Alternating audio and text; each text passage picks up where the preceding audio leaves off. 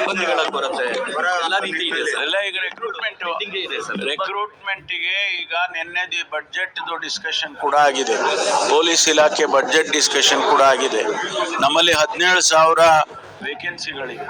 ಅದನ್ನ ಈಗಾಗಲೇ ರಿಕ್ರೂಟ್ಮೆಂಟ್ ಮಾಡೋದಕ್ಕೆ ಪ್ರಾರಂಭ ಮಾಡಿದ್ದೀವಿ.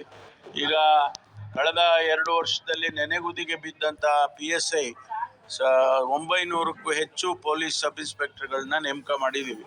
ಅವರೆಲ್ಲ ಇನ್ನು ಟ್ರೈನಿಂಗಲ್ಲಿ ಇದ್ದಾರೆ. ಇನ್ನು ಒಂದೆರಡು ತಿಂಗಳಲ್ಲಿ ಬಂದುಬಿಡ್ತಾರೆ. ಅದಾದ ಮೇಲೆ ಇನ್ನೂ ಕೂಡ ಕಾನ್ಸ್ಟೇಬಲ್ಸ್ ರಿಕ್ರೂಟ್ಮೆಂಟು ಪ್ರಾರಂಭ ಮಾಡ್ತಿದ್ದೀವಿ. ಅದಕ್ಕಾಗಿ ಒಂದು ರಿಕ್ರೂಟ್ಮೆಂಟ್ ಬೋರ್ಡ್ ಪೊಲೀಸ್ ಇಲಾಖೆನಲ್ಲಿ ಮಾಡಬೇಕು ಅಂತ ಕೂಡ ನಿನ್ನೆ ಚರ್ಚೆ ನಡೆದಿದೆ. ಒಂದು ವೇಳೆ ಅದಾಯಿತು ಅಂತಂದರೆ ಬೇಗ ಮಾಡ್ತೀವಿ.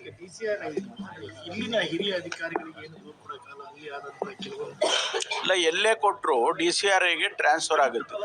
ನೋಡಿ, ನಮ್ಮಲ್ಲಿರ್ತಕ್ಕಂಥ 1000ಕ್ಕೂ ಹೆಚ್ಚು ಪೊಲೀಸ್ ಸ್ಟೇಷನ್ನಲ್ಲಿ ಇದಕ್ಕೆ ಸಂಬಂಧಪಟ್ಟಾಗೆ SC STಗಳಿಗೆ ಸಂಬಂಧಪಟ್ಟಾಗೆ ಎಲ್ಲಿ ಬೇಕಾದರೂ ಕೊಡ್ಬೋದು. ಅದನ್ನ ಅವರು DCRIಗೆ ಟ್ರಾನ್ಸ್ಫರ್ ಮಾಡ್ತಾರೆ.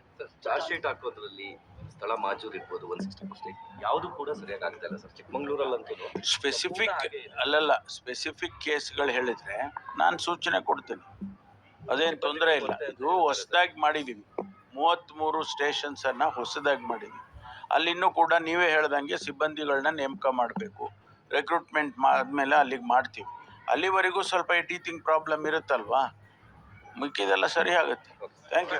DCRI ಅಂತ ಸ್ಟೇಷನ್